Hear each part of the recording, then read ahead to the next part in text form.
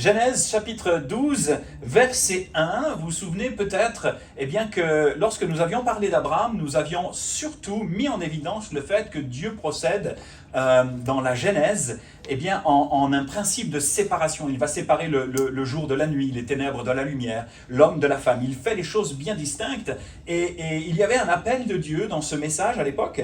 Il y a quelques semaines, il y a eu des interruptions parce qu'on se laisse conduire aussi, puis il y a eu d'autres choses qui nous ont poussé à aborder d'autres thématiques, mais on se rend compte que Dieu nous appelle à nous séparer, nous séparer des choses viles, nous séparer de notre péché, nous marcher avec vraiment une distinction dans notre vie, que cela se voit que l'on est chrétien, que l'on est enfant de Dieu. Et j'ai pensé reprendre ce texte pour le prêcher un petit peu différemment. Est-ce que vous êtes d'accord pour me suivre ? Oui. Alors, l'Éternel dit à Abraham, on y va ensemble, va-t'en de ton pays, de ta patrie, de la maison de ton père, dans le pays que je te montrerai, et je ferai de toi une grande nation, je te bénirai, je rendrai ton nom grand, et tu seras une source de bénédiction. Je bénirai ceux qui te béniront, je maudirai ceux qui te maudiront, et toutes les familles de la terre seront bénies en toi. Au verset 4, il est écrit, Abraham partit comme l'Éternel le lui avait dit, et Lot partit avec lui. Abraham était âgé de 75 ans lorsqu'il sortit de Charan. On va s'arrêter là, et tout le monde dit Amen. Et on peut éteindre l'écran, ça me dérange pas parce qu'il y a un... Voilà, super. Merci beaucoup. Le titre de mon message ce matin, je l'ai intitulé « Nous avons tous quelque chose à quitter ». Nous avons tous quelque chose à abandonner. Tous quelque chose à quitter. En guise de petite intro, lorsque je parcourais les quelques lignes de ce passage, je ne pouvais pas m'empêcher de faire la comparaison avec notre nouvelle vie en Jésus. C'est vrai que pour beaucoup de croyants ce matin, lorsque nous avons donné notre vie à Jésus, il y a une vie nouvelle qui s'est inscrite en nous. Dieu a écrit un autre chapitre de notre histoire sur des pages blanches qui étaient entachées de tellement de choses parfois affreuses. Il a effacé notre péché, il a comme rendu blanches les pages de notre histoire pour écrire avec nous une nouvelle histoire, une nouvelle vie, un nouveau chapitre de notre humanité. Et c'est ce que je vous souhaite de vivre, vous qui peut-être n'avez pas encore expérimenté la grâce, l'amour et surtout le pardon de Jésus. Et lorsque je lis le passage d'Abraham, je me dis, ça ressemble à la nouvelle naissance, ça ressemble à une nouvelle vie en Dieu. Il fait un trait en quelque sorte sur son passé pour marcher dans des choses nouvelles qu'il ne connaît pas forcément, mais qu'il va découvrir au fur et à mesure par la foi. Est-ce que ça parle à quelqu'un ce matin ? Oui. N'est-ce pas ? Lorsque nous avons donné notre vie à Dieu, nous sommes entrés dans une vie nouvelle. Mais il faut comprendre quelque chose ce matin, c'est que la révélation qu'a eue Abraham, à savoir de tout quitter et de s'attacher à Dieu, était toute une révélation à l'époque. Franchement et très sincèrement, lorsque l'on étudie le contexte, dans son contexte, on se dit « Waouh, Dieu s'est réellement révélé à lui. » Il n'a pas pris juste la décision de quitter sa famille, sa patrie, son pays, comme cela par hasard. Dieu lui a vraiment parlé et je prie qu'il le fasse aussi ce matin pour vous. Il y a quelques points à considérer qui sont autant d'obstacles. C'est très intéressant, vous allez voir, qu'Abraham dut surmonter avant de tout quitter pour suivre Dieu. Marc, tu pourrais régler, s'il te plaît, il y a un petit écho. Merci. Ou Eva, le micro, s'il te plaît. Peut-être baisser le micro d'Eva ou l'écho. Merci beaucoup. Lorsque je parle d'obstacles, je veux dire que Abraham vit à l'époque à Ur, en Chaldée. Ur Chaldée, c'est une ville chaldéenne de la province de Babylone, c'est parfait. Oh oui, excellent, merci beaucoup. Tonnerre d'applaudissements, bravo. Mais non, je rigole. Comment faire rougir la personne qui vient vous donner un coup de main? Ça s'appelle mettre sur le spot, on the spot. Il vit à l'époque à Ur. Ur en Chaldée, qui est une province de Babylone, et qui est le lieu par excellence, et là, c'est le premier point intéressant. Le premier point intéressant en ce qui a trait à la confusion. D'ailleurs, Babylone signifie, le lieu de la confusion, confusion. Et ce qu'il faut comprendre, eh bien, c'est que les hommes et les femmes à l'époque de Babylone ne parlaient qu'un seul langage. Et ils ont décidé de construire une tour pour eh bien, toucher Dieu et se faire Dieu quelque part. Et au travers de leur projet unique que Dieu discerne, eh bien, le Seigneur sème comme une sorte de confusion dans les langages parce que il va confondre les langages. Les hommes et les femmes vont parler différents langages, ils ne vont plus se comprendre et ils ne vont plus pouvoir réaliser leur projet. Et voici ce que nous dit Genèse 11:6. Voici, ils forment un seul peuple et tous ont une même langue.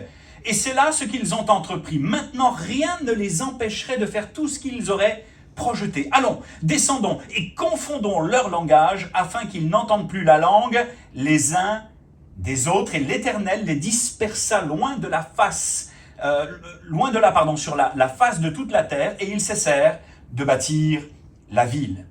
Ur, c'est le symbole de la confusion, c'est le symbole du mélange également, parce que les Sémites qui descendent de Sem, l'un des fils de Noé, c'était fortement pour la plupart dans la lignée abrahamique mélangé à la population jusqu'à oublier le souvenir même parfois de Dieu pour embrasser et épouser les cultures de l'époque. Et ce qu'il faut savoir quant à la culture religieuse de l'époque, là je vous fais un petit peu d'histoire, c'est pas très habituel chez moi, mais j'aime bien de temps en temps avoir une petite capsule ou portion d'enseignement. Le patron de la ville d'Ur à l'époque, c'est le dieu Lune, c'est lui que l'on adore communément. Et d'ailleurs, c'est ce dieu-là que le père d'Abraham, Térak, a adopté et adore. Il y a dans cette ville et dans cette culture, dans cet ancrage spirituel, un grand mélange au niveau de toutes sortes de croyances et d'adoration de plusieurs autres divinités. Je ne vais pas vous en faire la liste, mais croyez-moi, c'était assez particulier. Beaucoup d'occultisme, de magie et de sorcellerie. D'ailleurs, on parle, lorsque vous tapez sorcellerie des Chaldéens sur Internet, on parle de la sorcellerie déjà des Chaldéens qui a encore une influence aujourd'hui en 2022. C'est vous dire qu'il y avait quelque chose quand même de particulier dans ce contexte-là et que Dieu a forcément dû se révéler à Abraham de manière vraiment très profonde, personnelle et puissante. Et c'est dans ce contexte particulier que Dieu va lui parler. Et on comprend mieux pourquoi Abraham va être appelé le père de la foi, et on va le saisir encore plus précisément dans un petit instant. Ça va pour l'instant? Ok? Mais pas que. Il n'y a pas que l'ancrage spirituel ou religieux très fort de l'époque en ce qui a trait à Abraham, sa famille et toute sa lignée. Il est très probable qu'au moment de l'appel de Dieu à Abraham, régnait à Ur un grand climat de conflit, de guerre et d'insécurité.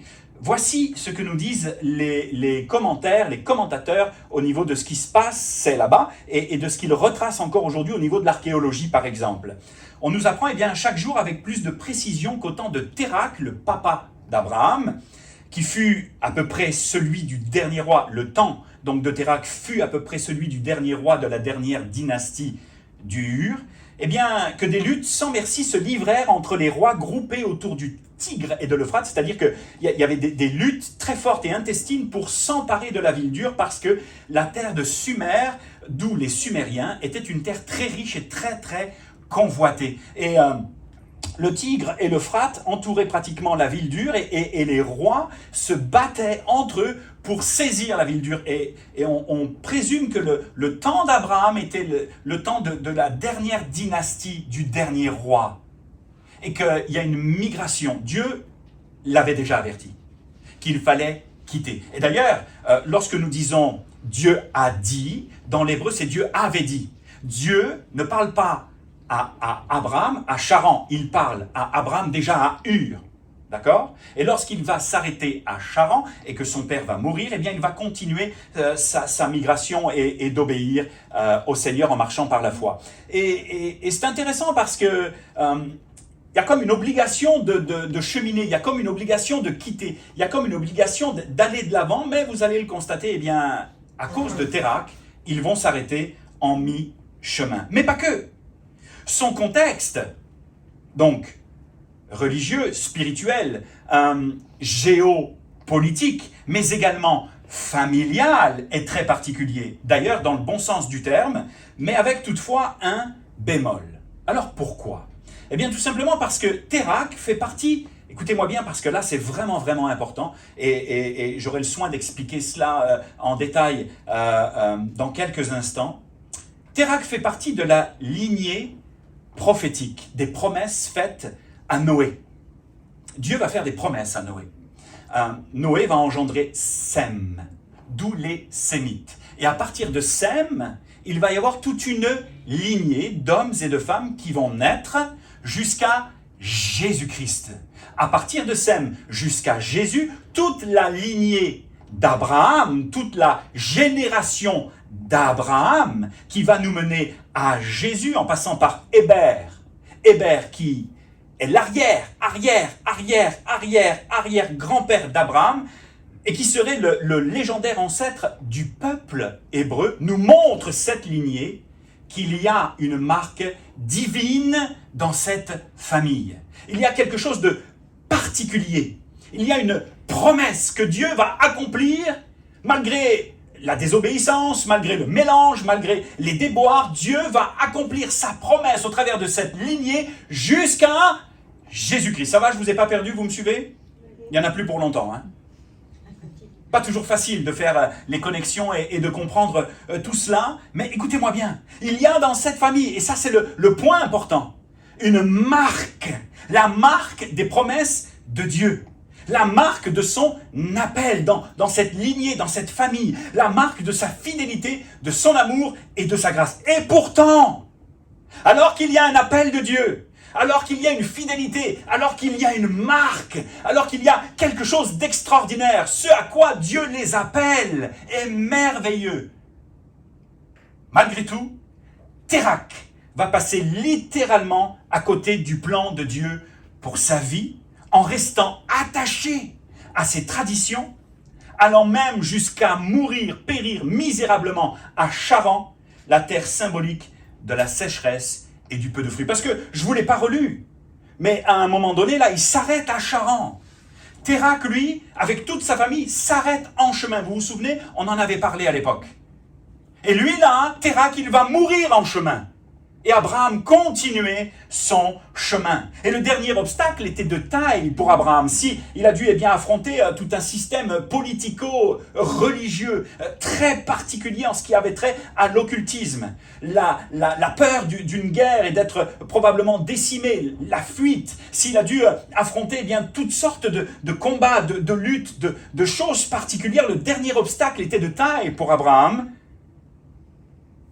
Parce que il avait trait à son passé, en quittant tout, par la foi, sans forcément savoir où tout cela allait le mener, était passionnément et profondément courageux de sa part.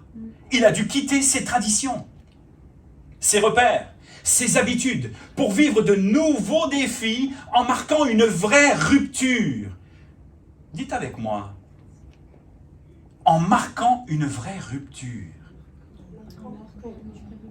Je dois marquer dans ma vie une vraie rupture. Et là, personne ne l'a dit. Parce que vous ne vous attendiez peut-être pas à ce que je vous le demande. Je dois marquer dans ma vie une vraie rupture parce qu'il y a inévitablement dans ma vie également un appel de Dieu à avancer, un appel de Dieu à focuser, un appel de Dieu à ne pas m'arrêter pour saisir les promesses de Dieu par la foi. Il a dû quitter ses traditions, ses repères, ses habitudes pour vivre de nouveaux défis, marquant une vraie rupture avec son passé. Et quitter enfin la maison et l'influence de son père, ce que l'apôtre Pierre qualifie la vaine manière de vivre dont nous avons toutes et tous hérité au travers de notre lignée, au travers de notre famille encore existante, au travers de notre héritage familial pour s'attacher à Dieu de tout notre cœur. Amen. J'en ai pratiquement fini au niveau de ces explications. Petit à petit, en réfléchissant, vous seriez capable à peu près de discerner, de savoir où je m'en vais. Beaucoup d'obstacles, beaucoup d'épreuves, beaucoup de souffrances, de délais, de combats. Et pourtant, Abraham va suivre Dieu par la foi. J'ai essayé de vous retracer un petit peu tout cela pour vous expliquer eh bien, que ça n'a pas été facile pour lui. On lit le texte de manière très simple comme cela. Et Abraham quitta. Et suivit Dieu, il quitta la maison de son père, et puis ainsi de suite, et puis Dieu va le bénir, et puis il va douter un petit peu, donc il va aller en Égypte quand il va y avoir une famille, puis Dieu va le reprendre, il va mentir, mais ça va... Non, ça n'a pas été si simple, ça n'a pas été si facile, comme ça n'est peut-être pas si simple, ni si facile dans ta vie, je peux le comprendre. Et alors que je préparais eh bien, ce message, j'ai pensé fortement au fur et à mesure que j'écrivais tout cela, parce que lorsque je prépare mon message, j'écris pratiquement tout au détail près, même à la virgule près. Vous verriez ma tablette, là, tout est écrit, tout est structuré, et puis parfois ça me permet de sortir de mon message pour laisser cours eh bien, à l'inspiration de Dieu. Alors que je préparais ce message, j'ai pensé à des familles. Et peut-être que vous en avez déjà rencontré dans vos propres vies, en Italie, ici, dans la région, ou peut-être un peu partout dans le monde entier. Des familles dans lesquelles il y avait une forte empreinte divine. Ça vous parle? Oui. Un petit peu comme ton frère, Liliane. Comme mon frère, et même quelqu'un, un ancêtre de mon mari. Un ancêtre de ton De époux? mon mari. De ton époux qui nous a quittés, enfin qui nous a quittés, oui. Évêque, Ah, waouh! pour les protestants. Incroyable. On ne le sait pas, mais parfois, dans nos familles, dans nos lignées, il y a eu des chrétiens, il y a eu des croyants. On se retrouve ici, peut-être parce que, eh bien, une amie nous a parlé de Jésus et il y a une telle différence dans sa vie, ça interpelle et on est venu. Et puis d'autres fois, eh bien, c'est juste parce qu'il y a des ancêtres qui étaient croyants et qui ont prié pour nous et pour les générations à venir, sachant que la promesse de Dieu est pour nous et nos générations. C'est incroyable eh bien, de constater que parfois il y a des familles qui portent l'empreinte de Dieu, qui portent la bénédiction de Dieu. Je pense à Monsieur et Madame Gerbord. Monsieur et Madame Gerbord qui étaient... Monsieur Gerbord nous a quittés, mais qui étaient des missionnaires et qui ont eu dans leur famille vraiment une empreinte, une marque, une bénédiction particulière. Vous en avez déjà rencontré de ces familles-là? Nous, on en a rencontré avec Sandrine et c'est vrai que dans ces familles-là, il y a quelque chose. On sent qu'il y a quelque chose de divin. Et alors que, donc je pensais à tout ça, eh bien m'est venu en pensée le pasteur Jean Peter Schmidt, que vous connaissez probablement pour certains, probablement pas pour d'autres. Je me suis intéressé à son témoignage, et en fait, il s'avère que Papa Jean, il l'appelait Papa Jean, c'était le pasteur, le doyen pasteur de l'église de la Porte Ouverte à Mulhouse. Et il nous a quittés dernièrement. Et ça a été vraiment tout un hommage, toute une cérémonie de célébration pour rendre hommage à son nom. Et c'était juste incroyable. Et cet homme-là, la marque de cet homme-là, eh bien, c'est qu'il fut un homme de Dieu simple et remarquable, avec une influence dans la région déjà alsacienne et Alsace-Moselle, Lorraine, et en France et dans tout le monde entier aujourd'hui. C'est incroyable. Et on peut littéralement dire qu'il fut la personnification de la promesse de Dieu faite à Abraham, selon Genèse 12:2, « Je ferai de toi ». C'est ce que Dieu va dire à Abraham. « Viens, suis-moi, et je ferai de toi une grande nation, je te bénirai, je rendrai ton nom grand, et tu seras une source de bénédiction. » Et je voudrais, eh bien, ce matin, lui rendre hommage. Pas à Abraham, mais à Papa Jean, à Monsieur Peter Schmidt, et adresser eh bien, en même temps à toute sa famille, au nom de l'Église Connexion, si vous êtes d'accord pour vous associer eh bien, avec moi à cela, nos plus chaleureuses et sincères condoléances. C'est une grande perte pour nos églises, mais ce qui est certain, c'est que le souvenir de son nom perdurera de génération en génération. Amen. Amen. Amen. Si vous ne connaissez pas eh bien Jean Peter Schmidt, je vous invite à aller sur Internet pour au moins entendre l'un de ses témoignages. C'était juste fou et hallucinant la façon dont Dieu agissait au travers de cet homme. Et dans un témoignage donc, que j'ai écouté sur Internet de lui, j'ai été frappé par son amour pour la parole de Dieu. C'est un homme qui réussissait dans les affaires, il avait un commerce très florissant et une foi très étonnante, la foi d'un enfant. Ce qu'il lisait, il se l'appropriait, il le croyait et il le vivait. Et l'une de ses remarques, c'est il faut mettre la parole de Dieu en pratique. il faut y entrer, il faut obéir à Dieu, le suivre par la foi, ne pas douter. Et c'est vrai qu'il a été l'objet de signes et de prodiges extraordinaires, de nombreuses guérisons dans sa vie. Et pourtant, au début de son témoignage, alors qu'il ressent un vide spirituel dans son cœur et qu'il cherche Dieu, il n'en était pas ainsi puisque son épouse était malade.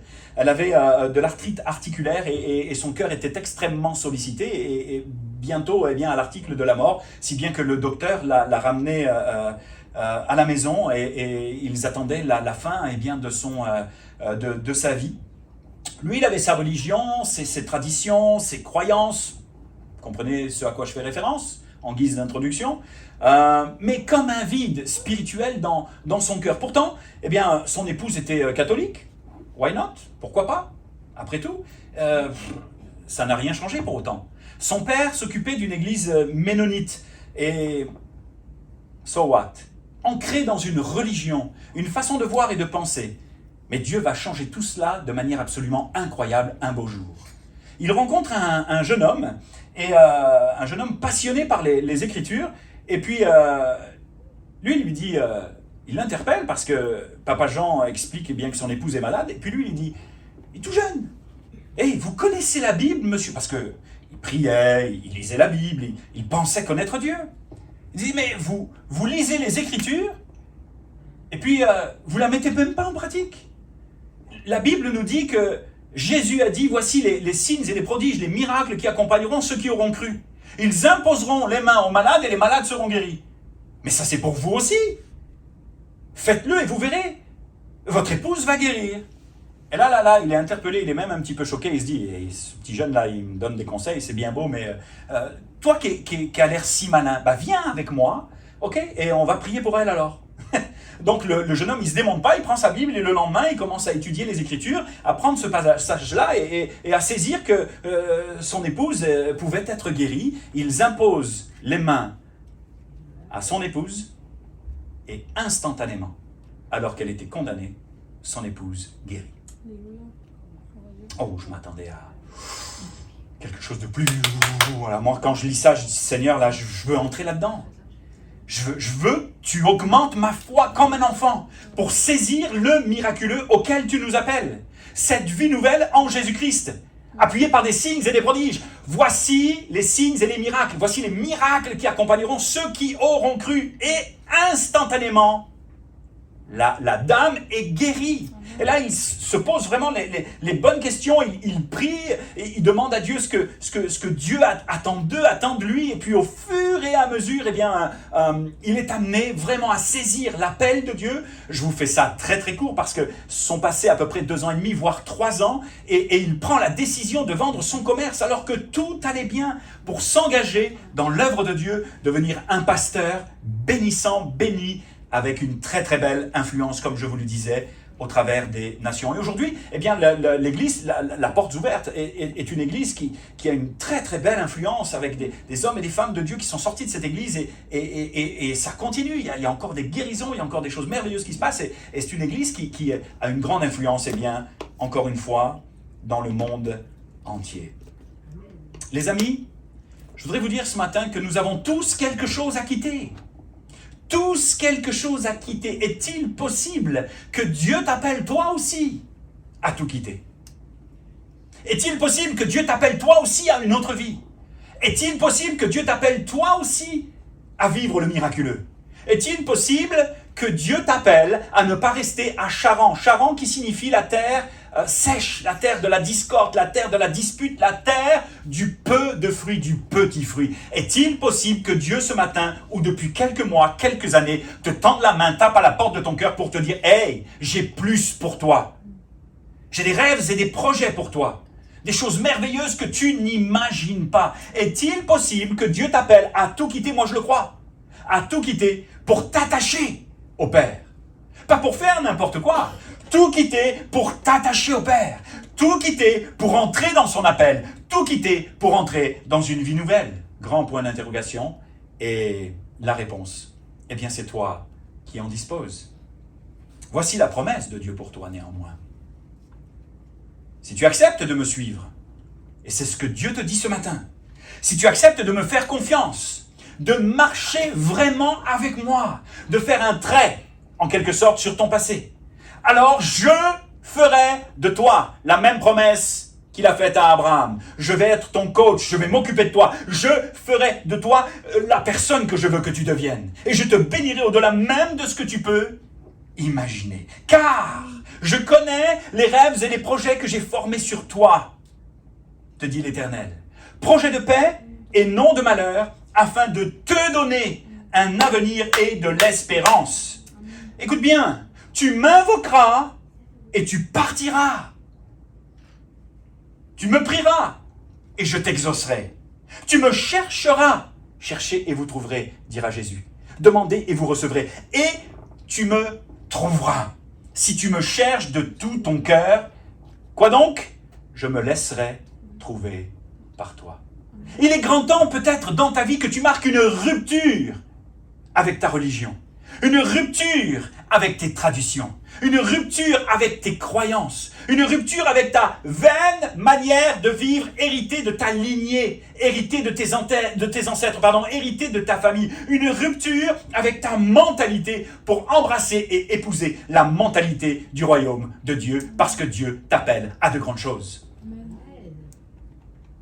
Nous avons tous quelque chose, tous, qui que nous soyons, tous quelque chose à quitter ce matin. L'influence de notre culture, de notre religion, je le disais, de nos croyances erronées, qui ne créent en nous que mélange et confusion pour nous attacher à la vérité. Pas juste être un chrétien du dimanche matin et qui vit de manière dissolue et n'importe comment la semaine. T'inquiète pas, si c'est ton cas, Dieu va t'apprendre. Il fera de toi. Il n'y a pas de condamnation ni d'accusation, mais juste une parole de grâce. Ne te complique pas trop en te disant « mais comment je vais faire ?» Non, c'est pas toi qui vas le faire, c'est lui qui va le faire. Je ferai de toi. Si toi tu lui obéis, alors il va être capable de faire de toi et avec toi des exploits. Amen. Romains 10, chapitre 10, verset 11 nous dit ceci. « Quiconque croit en Jésus, croit en lui, ne sera plus jamais confus. » De quelle confusion s'agit-il ce matin dans ce passage?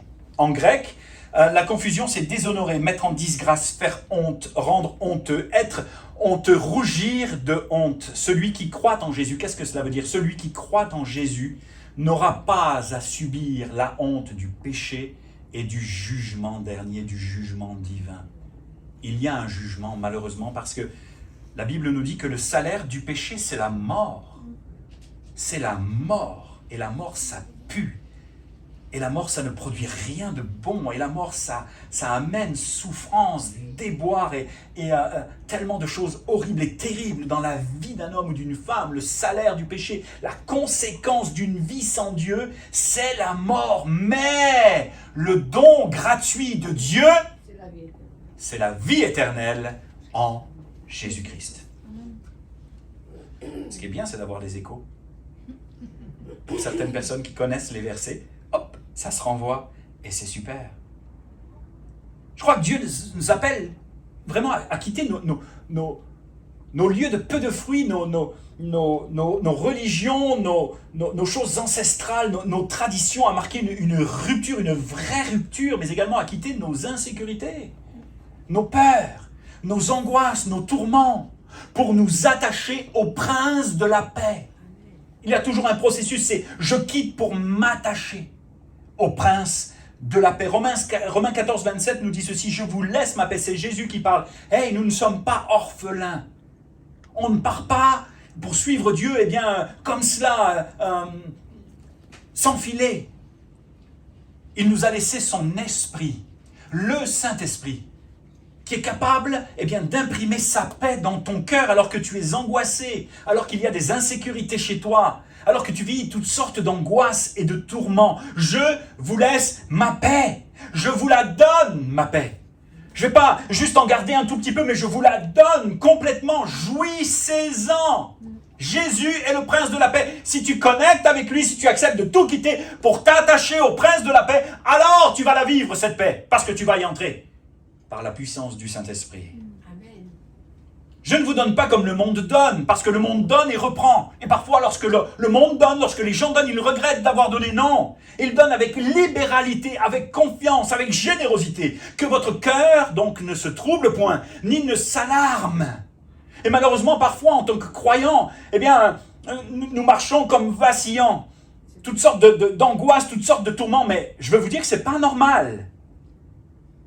Dans une certaine mesure, être inquiet pour son enfant ou pour certaines autres choses, c'est humain. Mais lorsque ces inquiétudes viennent prendre le dessus sur la foi, alors c'est signe qu'il y a un combat spirituel que tu dois remporter. Ce n'est pas normal de se laisser voler. Le diable est un voleur et un tueur. Il vient juste pour égorger. Ce qu'il veut, comme dit Sandrine ce matin, eh bien, c'est te voler la bénédiction, te voler ton salut, te voler ta paix et te voler ta joie. Toi, ton devoir, c'est juste de garder les yeux fixés sur Jésus et de lui demander d'augmenter ta foi pour le miraculeux, pour la victoire, parce que tu es appelé à la victoire. Et vous savez, la chose la plus difficile pour moi, dans ma vie, je l'ai expérimenté. Ce n'est pas de recevoir, et je l'ai remarqué. Combien Dieu est bon, combien Dieu est généreux, Dieu donne. Il a d'ailleurs donné son Fils afin que quiconque croit en lui ne meure pas, mais qu'il ait la vie éternelle. Quoi de plus merveilleux que d'avoir, ou douloureux, généreux, insensé même. C'est une folie pour nous, que d'avoir donné son Fils. Dieu donne. Demandez, vous recevrez. Le ciel est ouvert, par la foi, sans que tu n'aies rien à acheter, ni rien de faire d'extraordinaire. Tu peux avoir eu une vie pourrie. Tu viens à lui par la foi, il va te relever, te restaurer, te pardonner et te donner tout ce que tu souhaites au-delà même de toute commune mesure. Au-delà même de tout ce que tu penses. C'est pas dur de recevoir, ce qui est dur c'est de garder. Parce que le diable est comme un lion rugissant cherchant qui il va dévorer, qui il va accabler, qui il va déchiqueter. Il réclame le sang des croyants. Il réclame le sang de l'humanité. C'est son travail, il veut te perdre. C'est pour ça que Dieu t'appelle, parce qu'il sait que sans lui, tu es perdu. Ça va? Vous me suivez toujours? C'est pas difficile de recevoir. Ce qui est plus compliqué, c'est de garder précieusement, de protéger précieusement ce que le Seigneur nous confie et nous donne. Qu'est-ce qu'il nous faut quitter encore? Nos vieilles habitudes destructrices. Nos addictions, nos passions, parfois idolâtres, nos schémas compliqués pour tout simplement nous attacher à lui.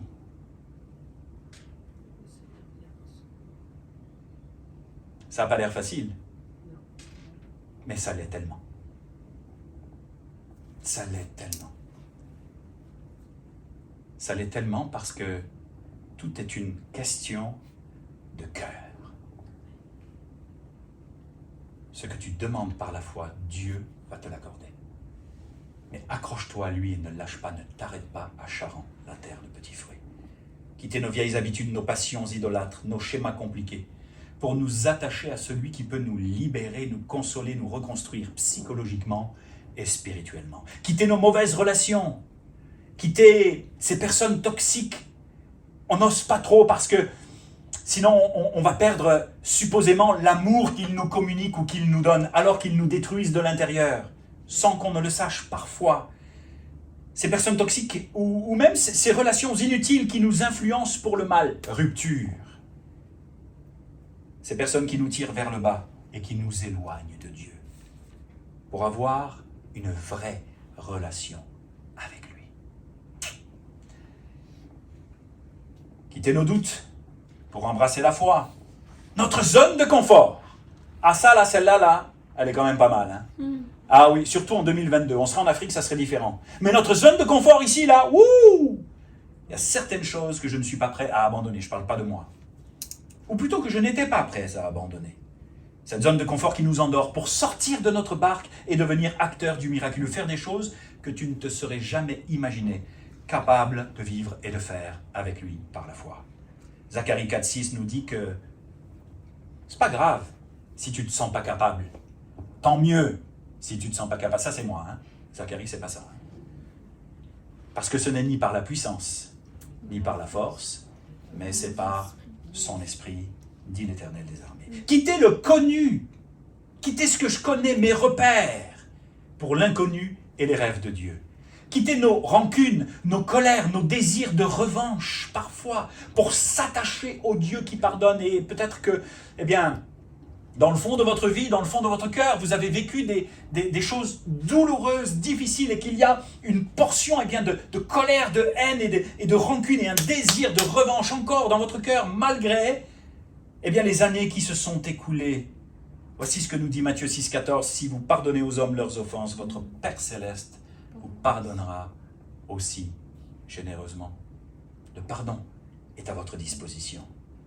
Nous avons tous quelque chose à quitter ce matin. Quitter notre vie de misère et de petits fruits, comme j'en parlais tout à l'heure, pour une vie qui vaille la peine d'être vécue. S'attacher au Dieu de la vie. Galates 5,22, nous dit ceci, mais le fruit de l'esprit, le résultat du travail du Saint-Esprit dans nos vies, c'est l'amour, la joie, la paix, la patience, la bonté, la bénignité, la fidélité, la douceur et la tempérance. Le résultat d'un cœur qui s'est confié en Jésus et que le Saint-Esprit va travailler. Tu vas passer d'une terre desséchée à un lieu, à une terre, à un Dieu qui va t'amener à porter du fruit en abondance pour la bénédiction de ceux et de celles qui croiseront ton chemin. Quitter une vie de défaite et de galère pour s'attacher au Dieu qui a la solution à tes problèmes. Et alors que Marc vient me rejoindre dans un tout petit instant, je dirais quitter la mort, conséquence du péché, pour t'attacher à celui qui te donne la vie en abondance par la foi. Quitter la maison de ton Père, enfin. Et j'en arrive à la dernière portion de mon message. Quitter la maison de ton Père pour entrer dans la maison de ton Père. Quitter la maison de ton Père, ça va Marc? Pour entrer dans la maison de ton Père. Quitter la maison de ton Père pour entrer dans la maison de ton Père. Quitter l'influence passée de la famille pour t'attacher à la nouvelle famille que Dieu veut te donner. Quitter l'image abîmée de ton papa, de ton père, pour t'attacher à qui Dieu est vraiment. Et là, les amis, là, c'est tout un défi. C'est la raison pour laquelle j'en parle à la fin du message. Je peux quitter ma religion, mes traditions, mon influence ancestrale, mon spiritisme, les choses occultes, le mélange, pour que je sois plus confus en Jésus-Christ. Je peux comprendre tout ça. Je peux même quitter mes insécurités, mes peurs, mes angoisses, tout ce dont on a parlé, mon péché, mais m'attacher au Père, je ne peux pas. C'est compliqué. J'y arrive pas, parce que je ne suis pas capable de voir Dieu comme un Père à cause de mon schéma familial passé. Combien d'hommes et de femmes dans les églises, dans nos églises, ne sont pas capables de s'attacher au Père? Ils s'attachent au Saint-Esprit, qui a un côté maternel très prononcé. D'ailleurs, on dit en hébreu « la Saint-Esprit ». Père, Fils et Saint-Esprit. Je crois que Dieu est pleinement Père. Mais si vous ne l'avez jamais entendu, et je veux mettre à l'honneur eh bien, les mères, ce matin, il est pleinement mère aussi. Il a un côté féminin et maternel extrêmement prononcé, extrêmement doux. Et l'une des fonctions du Saint-Esprit, c'est de se révéler dans cette dimension-là. Nous connaissons le Saint-Esprit comme quelqu'un de masculin, mais il n'est pas rare qu'il ait la tendresse et la douceur d'une mère.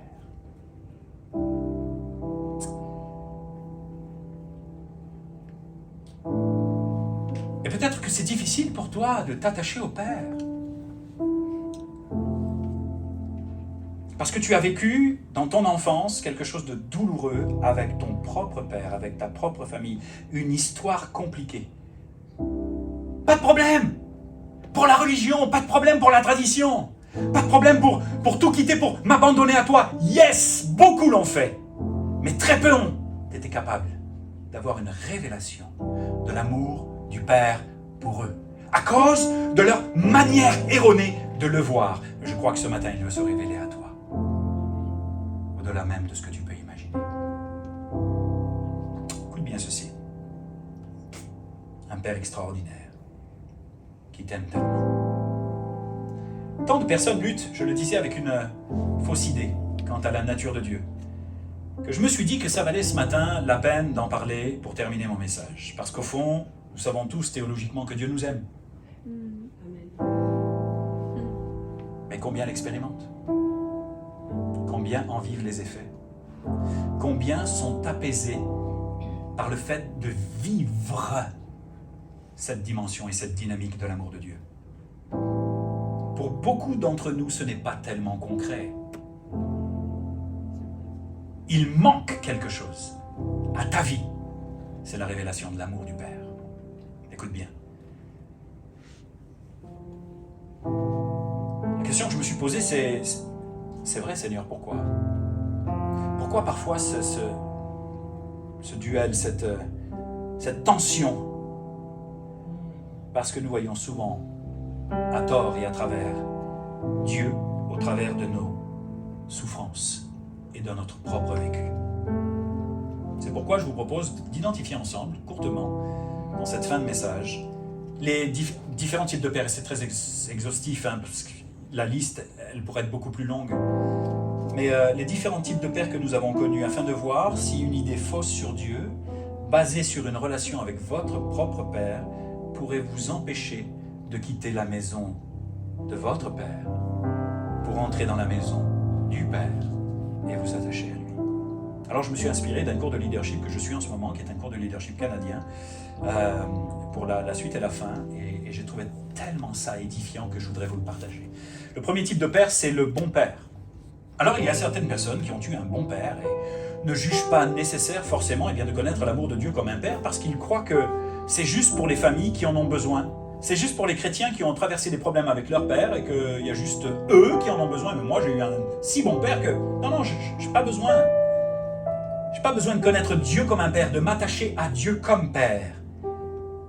Et bien moi, je veux te dire que c'est une erreur. C'est un mensonge.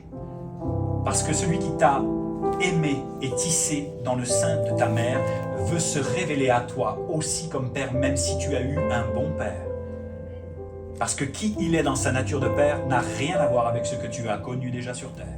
C'est beau, ça rime.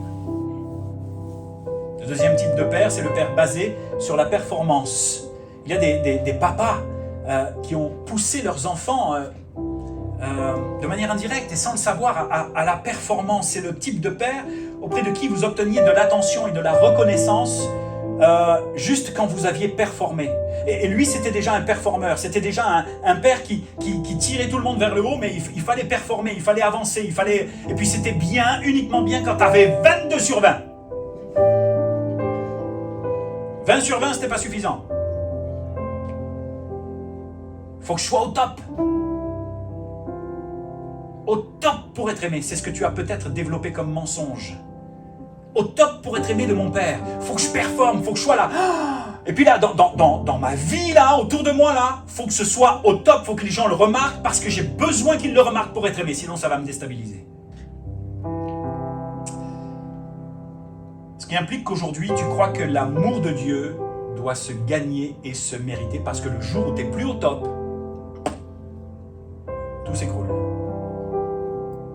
Tu as du mal à t'attacher au Père. Car tu ne sais pas encore, ou tu n'as pas encore réalisé que son amour est totalement gratuit. Et que tu n'as rien à faire pour mériter son amour ou hériter de son amour. Il t'aime, point, c'est tout. Je ferai de toi. C'est ce que Dieu te dit ce matin. Je ferai de toi. Ne t'inquiète pas. Laisse-toi aimer. Cesse de te protéger. Laisse-le t'aimer. Tellement t'aimer. Troisième type de père, le père passif, c'est le genre de papa qui est incapable d'interagir avec toi, qui ne l'a pas été malheureusement, et ça t'a manqué toute ta vie parce que tu n'as même pas entendu le son de sa voix te dire qu'il t'aimait. Difficile d'interagir avec toi parce qu'il a eu un passé brisé, difficile aussi, et difficile d'ouvrir son cœur vers toi et te complimenter, te valoriser, t'encourager, passer du temps avec toi de qualité. Tu supposes qu'il t'aime. Mais comme il y a eu un silence dans ta vie, tu interprètes toutes sortes de choses en ta défaveur bien souvent. Et comme il y a des silences dans ta vie avec les autres qui ne te disent pas qu'ils t'aiment, alors tu es dans l'interprétation des choses et tu te tortures pour savoir si les gens autour de toi t'aiment, si tu existes même. Un père passif dans sa relation avec toi Tu supposes qu'il t'aime. Mais au fond, tu ne le sais pas vraiment. Parce qu'il ne te l'a pas dit. Dieu te dit ce matin, je t'aime. Je t'aime tellement. Mais tellement. À un point que tu ne peux imaginer. C'est peut-être aujourd'hui ce qui explique que tu as du mal à t'attacher au Père. Parce que tu as du mal à croire qu'il s'intéresse à toi.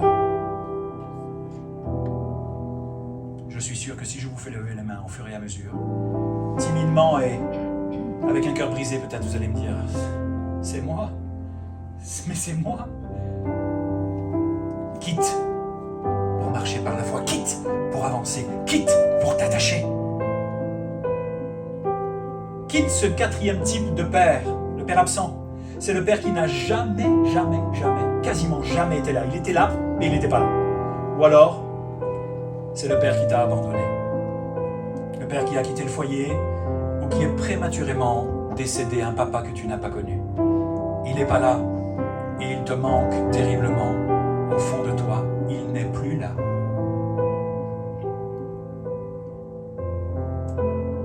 Et là, tu vas vivre un temps où ça ne va pas être facile. Et Dieu te tend la main pour t'attacher à lui. Le fait que ton père, ton propre père, n'ait pas souvent été là, implique que tu as peut-être cette peur de l'abandon en toi. Tu as du mal à t'attacher au Père parce que tu penses qu'un jour, il pourrait t'abandonner et te rejeter. Je termine mon message tranquillement. Un autre type de père, le père autoritaire et légaliste. C'est un père qui aime la loi, qui est rigide, un peu militaire, voire beaucoup parfois. Les règles, pour lui, là, c'est ce qui est important. Et si tu as eu un père comme cela, alors tu peux penser que pour gagner l'amour de Dieu, ou pour te connecter à son cœur, tu dois passer par le respect de certaines règles, sinon Dieu va te châtier ou te punir. Tu as du mal à t'attacher au Père, car tu vis dans la crainte de la réprimande. Le père abusif, c'est le 6e type de père, qui a été abusif physiquement ou émotionnellement. C'est le type de père qui a transgressé des règles importantes au niveau du comportement et ça t'a blessé à un point tel peut-être que tu as du mal à t'attacher au Père parce que tu lui en veux d'avoir permis cette chose-là. Et d'autre part parce que tu as peur qu'il abuse de toi, qu'il te demande de faire des choses, qu'il te contraigne à faire des choses de force. Et donc il y a comme cette appréhension. Et enfin, le dernier type de père, c'est celui qui est inconstant et qui n'a jamais vraiment tenu ses promesses. Celui qui te disait « Oui, je vais venir te voir jouer au foot » et qui venait jamais. « Oui, je vais venir te voir à la musique, à ton cours de danse ou autre » et ne tenait pas ses promesses, te disait quelque chose qu'il ne tenait jamais. Et ça crée une instabilité chez toi. Ce qui implique que tu as du mal à t'attacher au Père, car tu doutes qu'il tienne ses promesses à ton égard. Or, la Bible nous dit que ses promesses sont oui et amen, et qu'il n'est pas un homme pour mentir. Avant que nous ne prions, je voudrais vous dire que nous avons tous quelque chose à quitter ce matin. Et l'idée, c'est de quitter pour nous attacher au Père, pour faire de Dieu notre Père. Car en lui se trouve l'amour, la paix, la joie dont tu as besoin. Le roi David l'avait bien compris. Lui qui venait d'une famille dysfonctionnelle, vous en lirez l'histoire à la maison, il pourra dire, grâce à cela, dans le psaume 68,6, le Père des orphelins, le défenseur des veuves, c'est Dieu dans sa demeure sainte. Dieu donne une famille à ceux qui étaient abandonnés, il délivre les captifs et les rend heureux. Psaume 27,4, je demande à l'Éternel une chose que je désire ardemment. Je voudrais habiter toute ma vie dans la maison de l'Éternel. Quitter la maison du Père pour entrer dans la maison du Père et y habiter. Pour contempler la magnificence de l'Éternel et pour admirer son temple. Éternel, écoute ma voix, je t'invoque, aie pitié de moi. Et c'est peut-être ta prière ce matin. La prière qui va peut-être être comme suscitée par le Saint-Esprit. Éternel, écoute ma voix. S'il te plaît, je t'invoque, aie pitié de moi, exauce-moi. Mon cœur dit de ta part, cherchez ma face. Je cherche ta face, ô Éternel. Ne me cache point ta face. Ne repousse pas avec colère ton serviteur. Tu es mon secours. Ne me laisse pas, ne m'abandonne pas. Dieu de mon salut, car mon père et ma mère m'abandonnent. Mon père et ma mère me laissent. Mon père et ma mère me quittent. Mais l'Éternel, lui, me recueillera. C'est une promesse de Dieu pour toi ce matin. Au fond, nous sommes tous des orphelins quelque part. Orphelins de quelque chose. Orphelins d'un amour perdu, d'un amour inaccessible, d'un amour manquant. Mais la bonne nouvelle ce matin, c'est qu'il t'accueille et te recueille. Prions ensemble.